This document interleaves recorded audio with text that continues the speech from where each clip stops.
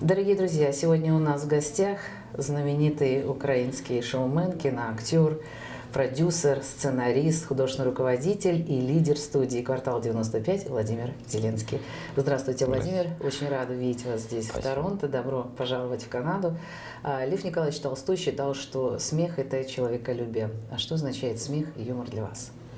Для меня смех – это, честно говоря, наверное, переплюнуть Толстого сложно в выражениях. Для меня смех – сегодня моя жизнь, состояние внутреннее однозначно, потому что я считаю, что люди, во-первых, люди без чувства юмора, никого не хочу обидеть, бывает по-разному в жизни, люди без чувства юмора скучные, прежде всего для себя и для своего окружения, для семьи, потому что, вокруг всякое происходит, и в вашей стране, да, и в нашей, и во всем мире, и надо с чувством юмора ко всему относиться. Для меня это в целом это жизнь моя, потому что по-другому неинтересно, поэтому придумывать смешное даже серьезным выражением лица, как правило, это так происходит, на трезвую, серьезным выражением лица, это большое удовольствие. Закройте двери! Или сбежала от этого пушистого мудака! Машенька! Господи, отец! Наша Маша, что ли? Доченька! Маша! Господи, боже мой, да ты где ж была-то? Столько лет прошло. В лесу! Я была. А Миша где? А Мишку я кокнула. Ой, за что? Задрал меня! Это мама. Ой, господи, еле сбежала.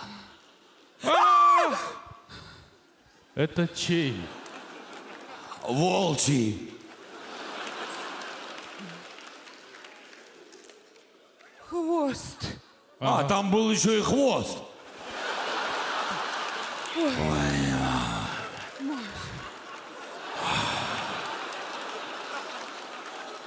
Ой, ух ты, ешкин кот. Мать, бритва есть? Я долго бежала. Машенька, Что? да ты расскажи-то, что да как-то? Столько лет тебя не было. Что тебе рассказать? Ой, вы же когда меня 20 лет назад в лесу потеряли? Ух ты! Туристы за грибами они пошли. Меня этот коричневый мудак и подобрал. Я ему поверила. Он скотина пушистая. Меня в подвале держал. Да, кормил мало. Выпускал на улицу редко. Заставлял прыгать. Фальцетом разговаривать. А все это сволочь на камеру снимал. Маньяк.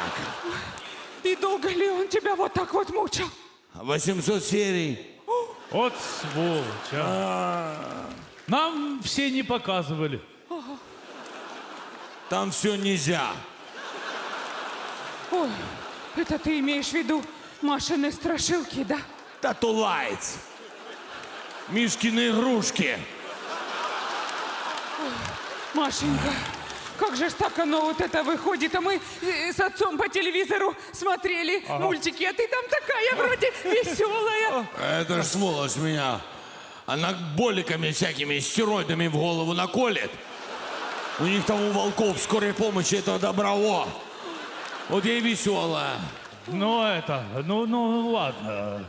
Теперь-то ты дома. Дома. Теперь все будет хорошо. Все будет хорошо, Машенька. Ты это, Вот. есть хочешь? Покушай. Хочу кушать, Да, да. ну мой руки. Чайку. Вот. Руки помыть. Да, Да. мой.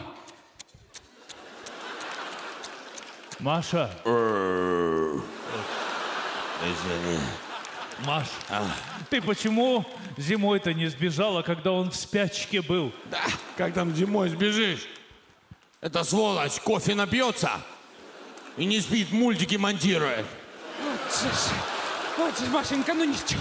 Все забудется, как страшный сон. Теперь все хорошо. Все хорошо. Мне только одно непонятно. Мать, бать, копать. Вы что тогда полицию не вызвали, когда меня потеряли, а? Да ну, Маша, ну какая ж полиция, мы вон по телевизору смотрели, так тебе же вроде с ним было хорошо. Что вроде? Да какой хорошо! Мать, бать, копать! Я жила в подвале. Я расчесывалась ежами. Я ночевала как выживший в лесу, в лесе. Я каждый день вспоминала гол Шапковскому от словенцев. Зачем? Я хотела пить. Мне нужны были слезы. А в свое время вас угораздило стать капитаном популярной команды КВН 95-й Да, квартал. было дело. Расскажите, как вы пришли в КВН? А в КВН? Как я пришел? Тут уже не помнишь, как ты уходил? Нет. Так далеко, в общем, вы копнули. Да, пришел к этому случайно. Вот была команда Запорожье Кривой Рог Транзит, первая команда. Мои старшие товарищи, с кем мы стали чемпионами когда-то в высшей лиге в 97 году, да. И вот они искали молодых людей, которые сначала как-то такое, знаете, в таких взрослых, серьезных командах КВН есть немножко рабовладельческого. То есть сначала эти молодые талантливые люди что-то придумывали, как говорится, старикам, стулья То есть выносили. дедовщина есть, да? Ну, легкая была, дедовщина не без этого. Но это нормально, это хорошая школа жизни. Вот, поэтому пришел я в шоу-бизнес, говорят, приходит через постель. Вот, а я пришел выносил стулья через стулья, получается. Выносил стулья, писал какие-то шутки. Вот, ставил танцы, правда, да, танцами увлекался немного. Прекрасно. Но помимо стульев, чему вас еще научил КВН? Ну, я очень не люблю, честно, когда многие, знаете, как выходцы из КВН говорят там, стали кем-то, они говорят, ну что это была там какая-то там моя первая ступень в жизни. Я думаю, что всем нам, ребятам со двора, как говорится, да, у которых не было каких-то там протекций серьезных, КВН дал, наверное, путевку в жизнь, профессию, да, пускай это начало и, конечно же, вот это ощущение внутреннего вечной такой борьбы, вечный спорт такой, да, это просто такой интеллектуальный спорт, если можно сказать. Это тоже такая олимпиада, ты там много лет играешь только для того, чтобы победить. И за этим никогда не стояли какие-то финансы, за этим стояла такая моральная победа. Вот, поэтому, То есть это такой серьезный, правда, фундамент для каждого человека. Так что я всегда благодарен этой игре и всегда с удовольствием об этом вспоминаю. И тем не менее, в 2003 году, после определенного конфликта, вы с командой ушли, или, правильно сказать, вас ушли из КВН, да? Вы считаете этот шаг судьбоносным для себя? Я вообще из тех людей, что я не считаю, что вот так должно было быть. Вот. А вода камень точит, и я считаю, что любой человек, который трудится и что-то делает, он вершитель своей судьбы и сам все выстраивает. И вот мне не повезло, удача не на моей стороне. Я Мне в это кажется, не наоборот, очень... повезло. Наоборот, конечно. Я просто говорю, что это да, и повезло, и везение страшное дело. В хорошем смысле слова. Вот, удача и окружение людей. Поэтому, конечно, я вообще считаю, что все повезло. Мне во всем повезло. Вот, так что я этому благодарен. Прекрасно. Вы замечательно владеете английским языком, я слышала. Вы мечтали в школе... Это вы плохо меня слушали. Вы мечтали стать дипломатом и Да. даже поступить в ГИМО. Да. Вы не жалеете, что мечта не сбылась? Вообще не жалею. Ну, как-то что-то жалеть о чем-то, это вообще удел слабых, я считаю. Человек может состояться в любой профессии. И главное от этой профессии там, получать удовольствие, не ходить каждый день на работу, как на каторгу. Мне всегда очень жалко, хоть жалость это плохое чувство, но по-доброму жалко людей, которые, господи, сегодня еще один рабочий. Что же мне делать? Опять иди на работу. Да, у нас есть такое выражение «Thank God it's Friday», слава богу, сегодня пятница. Да, ну вот, собственно. Вот, да, поэтому не о чем жалеть. Все здорово, все поменялось. Не стал дипломатом, да, но, видимо, вот так вот вышло так, да. Я не знаю, что бы там у меня получилось. Может быть, там вообще никому не нужен был. Потому что талантливых людей, и то, в чем я убеждаюсь с каждым годом, и чем взрослее мы становимся, мы понимаем, что, слушай, ну, радуйся тому, что у тебя есть, радуйся. Потому что посмотри, что вокруг. Ты думаешь, ты такой особенный, и мир вокруг тебя? Да нет, мир, он гораздо шире, больше. Талантливых людей огромное количество. Но кто-то действительно постучался не в те двери, ну, как-то не туда зашел.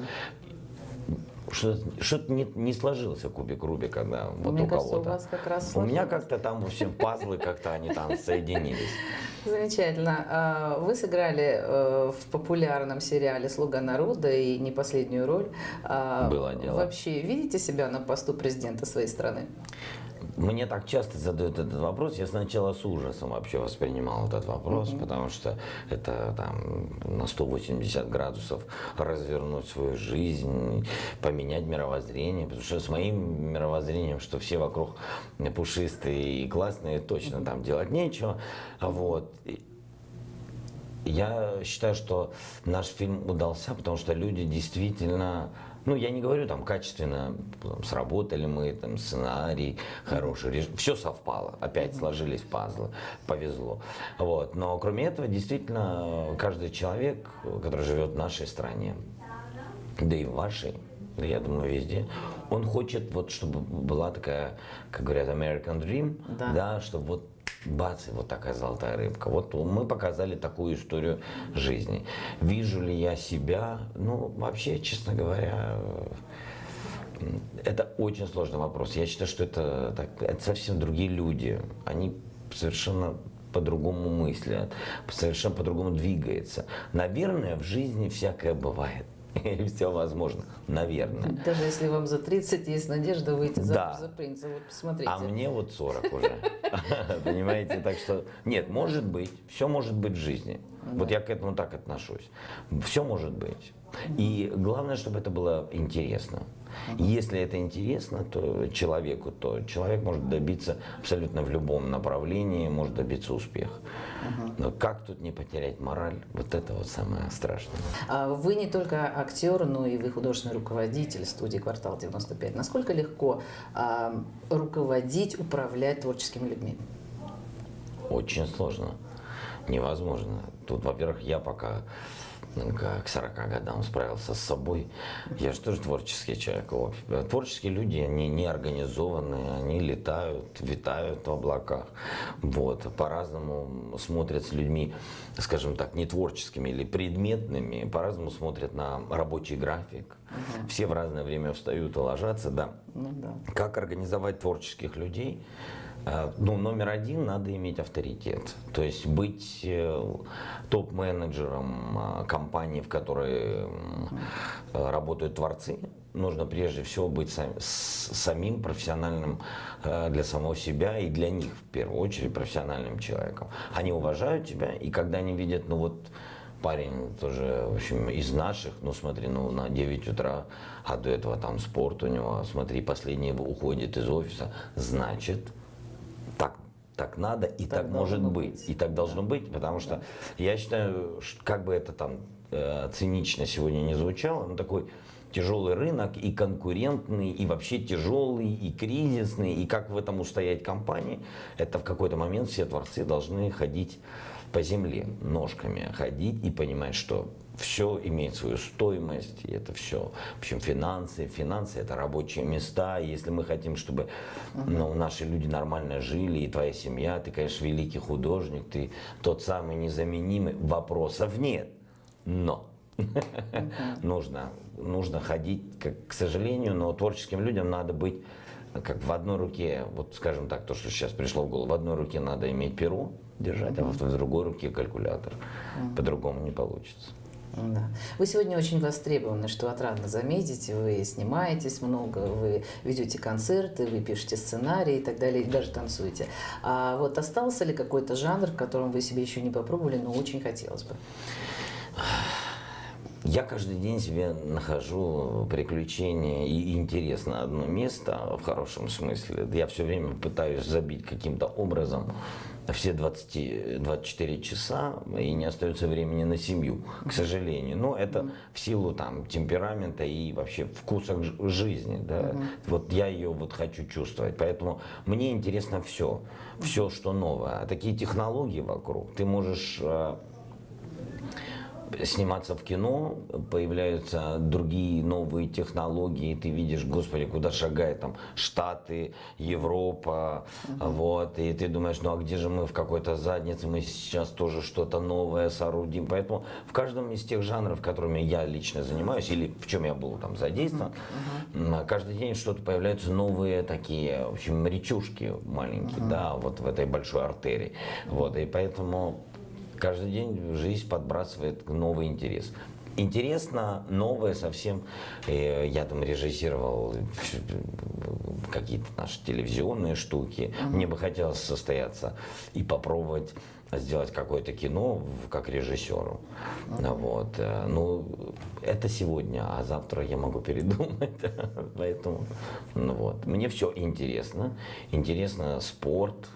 Вот. И сейчас вообще такая жизнь, мы совсем недавно еще меня приглашали на один форум с большим бизнесом, и сегодня очень популярная коллаборация людей творческих и большого бизнеса, потому что они рождают совершенно новые вообще форматы. Вот там мы перечисляем кино, телевидение, эстрада, а на самом деле вполне возможно существует много новых Чего мы еще направлений. не знаем. Да, мы просто об этом не знаем. Поэтому я и говорю, вполне возможно завтра мне захочется чего-то другого. Замечательно. Вы только что упомянули семью, вот вы часто гастролируете, вы много работаете, мало спите. А время на семью вообще остается? Вас не ревнует семья к работе? Семья, наверное, уже перешла из этапа ревности. Это невозможно. Это невозможно как к другому формату. Я не знаю, как это чувство называется. Это уже такое... Терпимость. Постревность, да, терпимость, так и есть.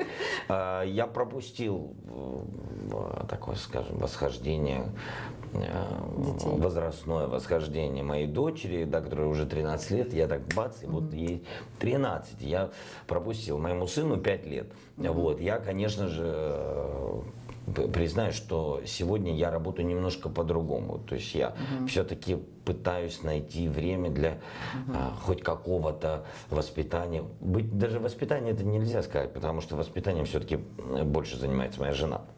Но быть нужным для своих детей, потому что когда они без тебя научились справляться с проблемами, а ты такой человек-праздник появляешься, и только там, вот подарки, папа приехал, вот.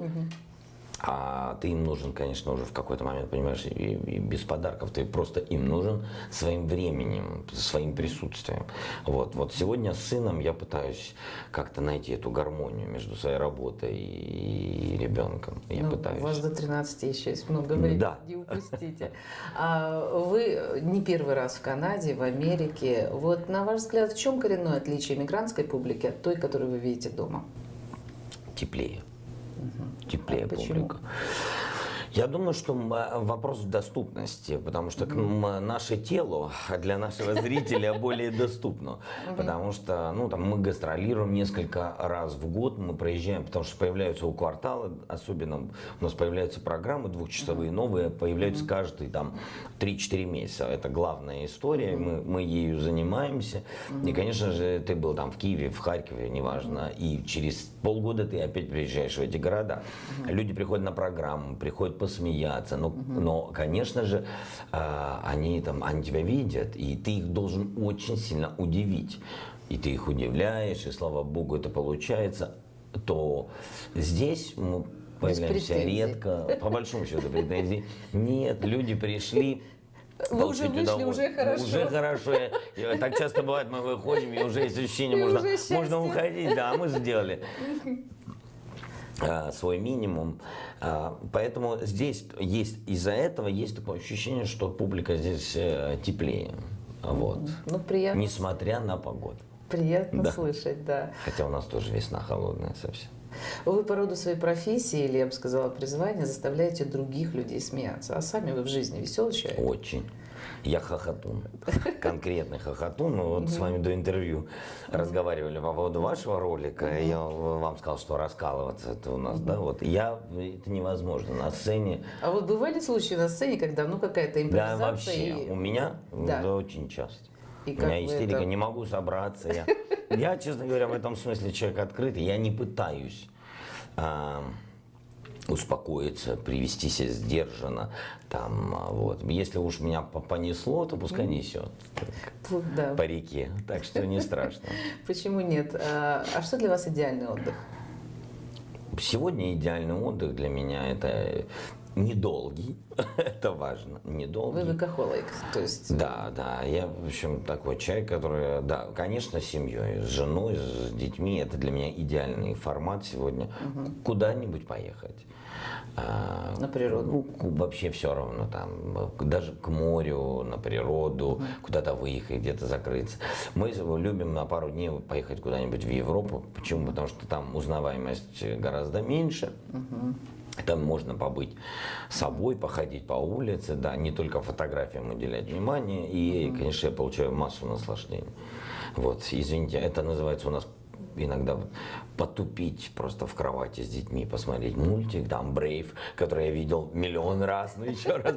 Но ты А с ними... почему нет? Ну, потому что, да, а дети, они, это уникально, они смеются не в тех местах вообще. Вот, как бы есть фильм такой «Один дома», офигенная комедия, там она сколько ей лет, неважно, и всегда это очень смешно. И они смеются не в тех местах, где смеются взрослые. И ты вместе с ними заряжаешься и лежишь, как будто бы ты такой наивный ботан, смеешься в этих местах. Ну вы понимаете, почему они смеются или просто... Конечно, я понимаю. Но я вообще присутствую просто в этом таком идеальном моем маленьком мире и в этом сейчас настроении. Мне вот сейчас с ними очень хорошо, и вот я отдан им в этот момент и получаю удовольствие.